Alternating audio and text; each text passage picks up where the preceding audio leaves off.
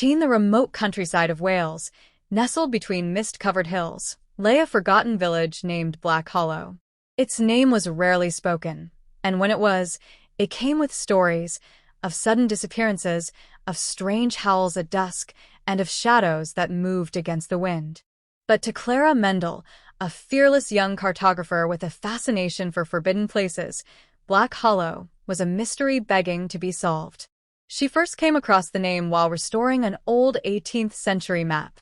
Faint lines etched in copper ink showed a path leading to the village, a place that didn't appear on modern maps.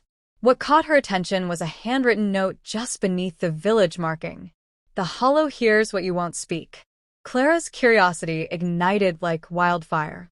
She packed her camera, flashlight, notebook, and the ancient map, and boarded a train to the nearest town, Edivane. From there, it was a 2-hour hike through tangled forests and muddy trails. As she walked, Clara couldn't shake the feeling that the trees were watching her. Every rustle, every creak of a branch felt amplified. But she pushed forward, fueled by the desire to be the first to uncover Black Hollow's secrets in over a century. Arrival at the Hollow. The village appeared suddenly, like a ghost rising from the mist. Broken fences, stone cottages with hollow windows, and a church with a tilted spire stood silently, cloaked in moss and fog. Clara pulled out the map. The note beneath the village now glowed faintly. As she watched, new lines began forming, leading toward the church. Inside, the church was quiet, too quiet. Dust danced in the shafts of light seeping through stained glass windows. In the pulpit, Clara found an old book with pages that turned themselves. It stopped at a page titled The Silence Pact. It read, "Those who speak aloud their hidden fears in the hollow shall awaken the ones beneath. They feed not on flesh, but on the weight of secrets." Clara froze. Her mind flashed back to the note on the map. "The hollow hears what you won't speak." She hadn't told anyone about her biggest fear, not even herself. It was the loss of her sister, Amelia, who had vanished 5 years ago in a similar village up north. A soft whisper echoed through the church. "Amelia?" Clara's blood ran cold. She turned, but no one was there. The air thickened. Shadows lengthened unnaturally. Then she saw it, a mirror behind the altar. But it didn't reflect the room. It showed Amelia, staring back at her from inside the glass.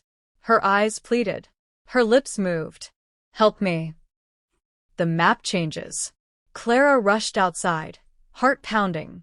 The map in her hand now looked different. Instead of the village, it showed underground tunnels snaking beneath the hollow. A red X pulsed at the deepest point. She realized she hadn't just found a forgotten village. She had been lured. That night, Clara took shelter in a broken cottage. As she slept, the walls whispered. Dreams of Amelia trapped in endless corridors plagued her. And when she awoke, her notebook was open to a page she hadn't written. Only the fearless can descend, but they won't return the same. To be continued in Part 2. In Part 2, Clara ventures underground through the forgotten catacombs of Black Hollow. What she finds challenges everything she thought she knew, not just about her sister's disappearance, but about reality itself.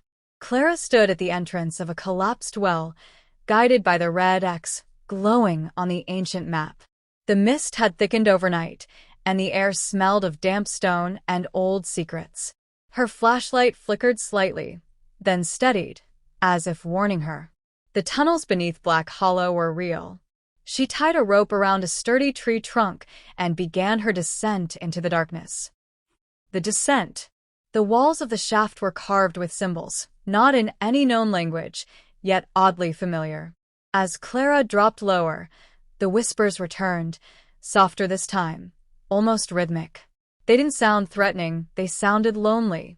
At the bottom, she found herself in a vast cavern, lit by an unnatural blue glow emanating from crystals embedded in the walls. The tunnels twisted like veins, all leading to the central chamber, where something ancient waited. Clara followed the map carefully. Each step felt heavier, as if the very ground was testing her will. Then, she heard it again. "Clara?" She turned sharply. Nothing. But a faint trail of light appeared, as if someone had walked ahead holding a lantern. The path veered off the map. Against her better judgment, Clara followed it. The Chamber of Echoes. The narrow passage opened into a cathedral-like space of stone and shadow. At the far end stood a tall stone mirror, just like the one in the church, but massive, 10 feet high. Its surface rippled like water. And in it stood Amelia. Her face was gaunt, her eyes hollow, but she smiled when she saw Clara. "Help me." Her voice echoed through the chamber, not from the mirror, but from inside Clara's own mind. Suddenly, the air thickened, and behind the mirror, something shifted. A creature, tall, skeletal, with skin like cracked parchment, emerged. It had no mouth, only hollow eyes. It didn't walk. It glided. It was one of the Whispering Ones. The truth beneath. The Whispering One didn't attack. It circled the chamber, hands brushing the walls, whispering to them. Clara realized the truth. These creatures were not monsters. They were guardians, cursed to keep the balance between spoken truth and buried secrets. And the mirror was a prison. Her sister Amelia, like many before her, had spoken of forbidden fear in Black Hollow and was trapped within her own secret. Only someone willing to confront their greatest hidden truth could trade places with the imprisoned. Clara stepped forward. "I always blamed myself," she whispered, "for Amelia's disappearance. I was the one who convinced her to go to that haunted village." The Whispering One paused. Its head tilted. The mirror pulsed. Clara closed her eyes. "I would give anything to bring her back." The chamber erupted in light. The mirror cracked and shattered. The price of truth.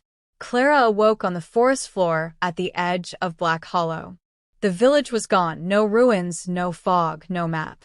Beside her lay Amelia, breathing softly. Alive. Real.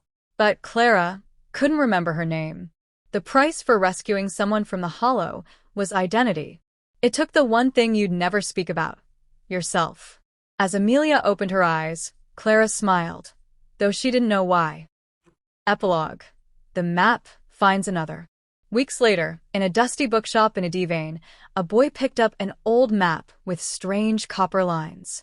Beneath a forgotten village called Black Hollow, a new note had appeared.